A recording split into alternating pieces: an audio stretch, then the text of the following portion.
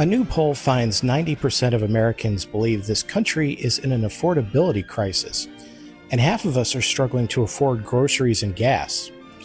New census data shows America's 45 to 64 population shrank by 2.6 million people in 5 years, with the Northwest losing over 7% of its midlife workforce.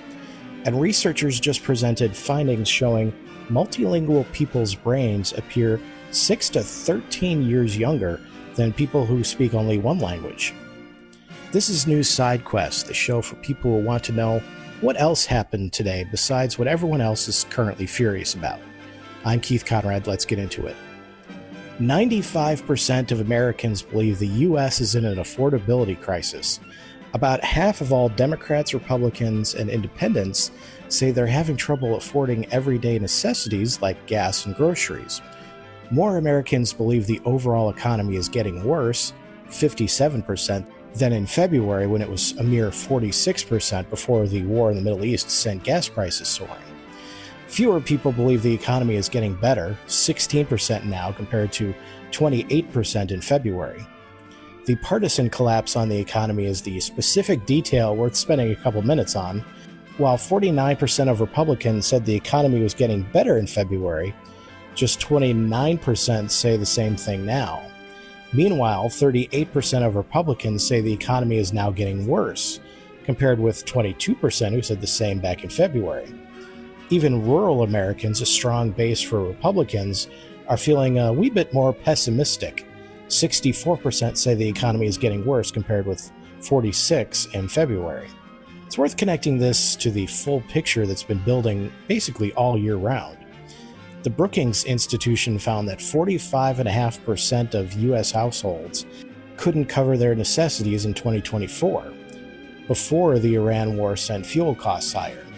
Gas prices have risen 50% since the war in Iran started at the end of February.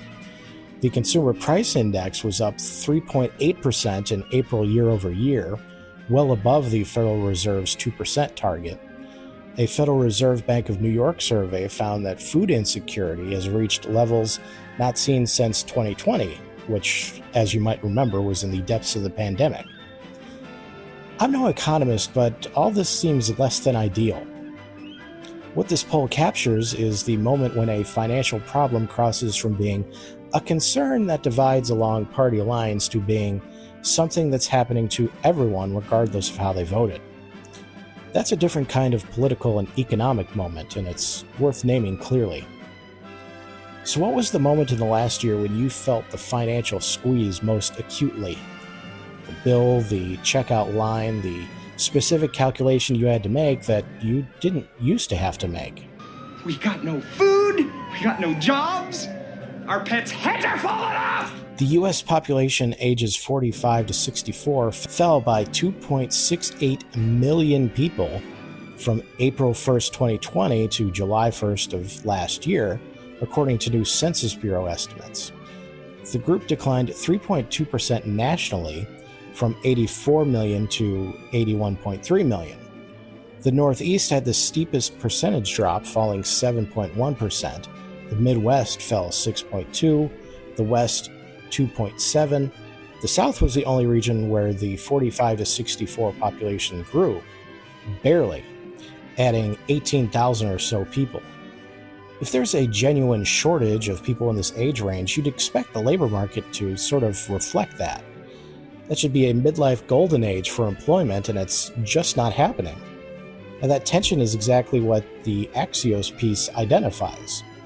The shrinking 45 to 64 population could leave fewer experienced adults to run institutions, mentor younger workers, and care for the fast-growing population behind them. Corporations and local governments should be on high alert. The 45 to 64 demographic typically represents peak earners who anchor tax bases and possess decades of institutional knowledge. The underlying cause of the shrinkage matters for understanding whether this is temporary or something we're going to have to deal with forever.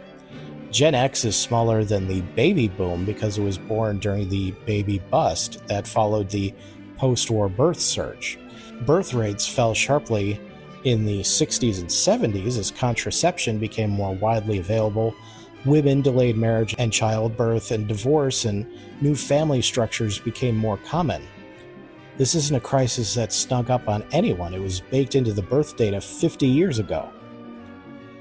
There's one layer from the Axios piece that I found genuinely unexpected.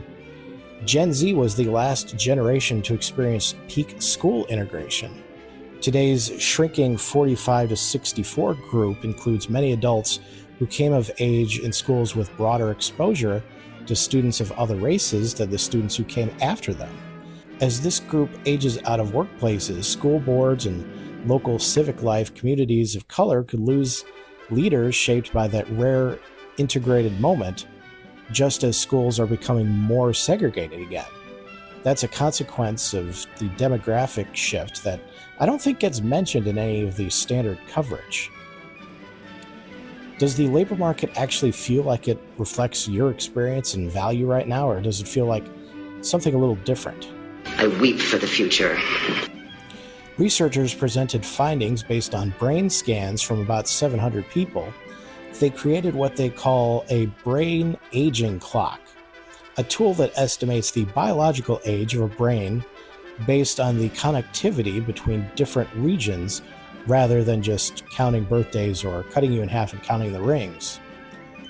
Multilingual individuals showed brain connectivity patterns corresponding to brains 6 to 13 years younger than monolinguals. The effect increased with the number of additional languages spoken. Just one additional language reduced the age of accelerated aging, but speaking 2 or 3 amplified the effect even further. Learning an extra language at a younger age and becoming highly fluent in another language also seemed to slow brain aging. The lead researcher said that the study used a large, geographically diverse sample that allowed the team to control for confounders like immigrant status and wealth, the two most common alternative explanations for multilingual brain advantage that previously smaller studies struggled to rule out. The mechanism researchers point to is essentially the same one behind other brain protection findings that we've already talked about this year: cognitive reverse. Speaking multiple languages requires your brain to constantly manage competing linguistic systems, suppressing one while activating another, which builds neuroconnectivity and flexibility over a lifetime in ways that appear to protect against age-related decline. It's the same principle as the super mover story.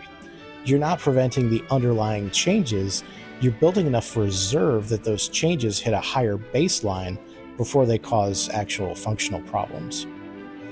But hey, why learn a language when you can go full J.R.R. Tolkien and just invent your own language? Of course, that's probably not what the researchers had in mind, though I'd love to see the brain scan data on dedicated Tolkien researchers who learned Elvish.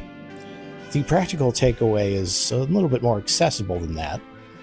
Even picking up a second language in adulthood, even imperfectly, appears to contribute something real to how your brain ages.